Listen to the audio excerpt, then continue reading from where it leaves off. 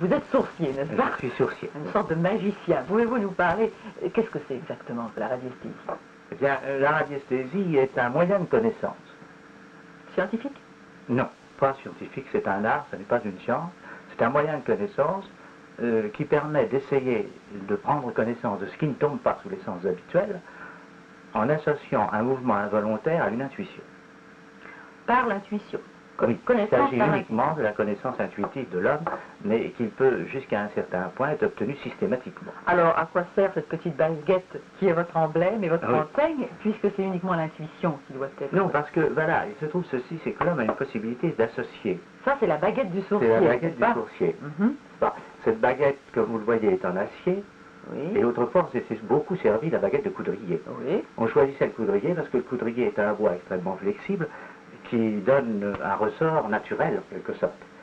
Mais avec une baguette en acier, à mon avis, on a un ressort beaucoup plus souple, plus solide et mieux équilibré. On a l'impression de deux baleines de corset. Oui, effectivement, d'ailleurs, avec des baleines de corset, on peut faire une baguette de sourcier.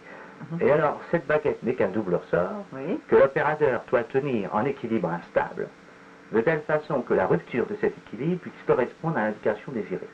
Ah, attendez, que je comprenne bien. Oui. Ça n'est pas la baguette qui a de l'intuition. Ah non, c'est le sourcier qui espère avoir une intuition. Oui.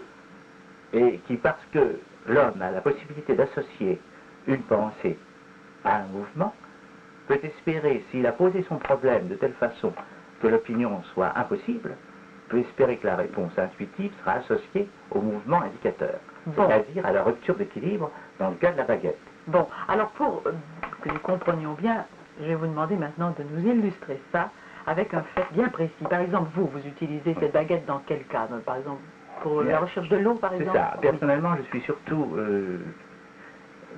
occupé de recherche d'eau et de recherche de métaux. Et j'ai pu, en ce qui concerne la recherche de métaux, trouver 6 fois de l'or caché par crainte des troubles d'occupation et qui, après la guerre, les propriétaires n'arrivaient pas à retrouver, soit parce qu'ils avaient perdu des points de repère, soit parce que celui qui avait caché était mort, c'était par exemple son petit-fils qui cherchait. Ah oui.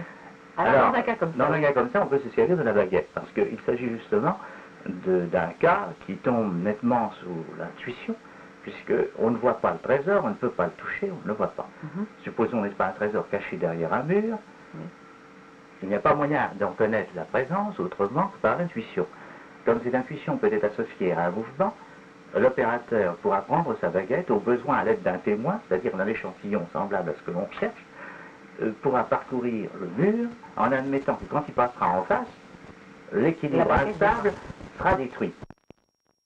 Et Monsieur de France, pour les radiesthésistes, est-ce que le succès vient d'une façon assez courante, assez fréquente, pour que vous puissiez vraiment parler de succès dans l'ensemble, au point de vue résultat, moyenne de succès?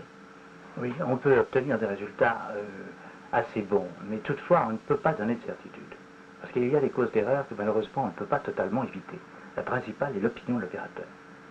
Le sourcier ne devrait faire une recherche que s'il se rend compte qu'il est absolument impossible qu'il ait une opinion. Parce que comme le mouvement est associé à une pensée, s'il y a une pensée raisonnée, l'intuition ne pourra pas jaillir spontanément. Oui. Mais à l'origine, comment devient-on sourcier? Comment développe-t-on en soi ces qualités d'intuition? Eh bien, il y a plusieurs façons, en lisant des livres, mais évidemment la meilleure façon, c'est de tâcher de rencontrer un radiesthésiste qui vous apprenne la façon de tenir la baguette et le pendule. Je ne vous ai pas parlé du pendule encore, qui est l'autre instrument du sourcier. Et ça donne le même résultat? Le même résultat, n'est-ce pas? Dans le premier cas, le mouvement indicateur est obtenu par une rupture d'équilibre, et dans le cas du pendule, il est obtenu par un simple mouvement auquel on donne une valeur.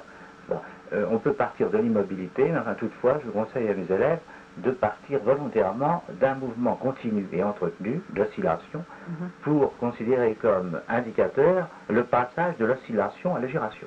Ah bon.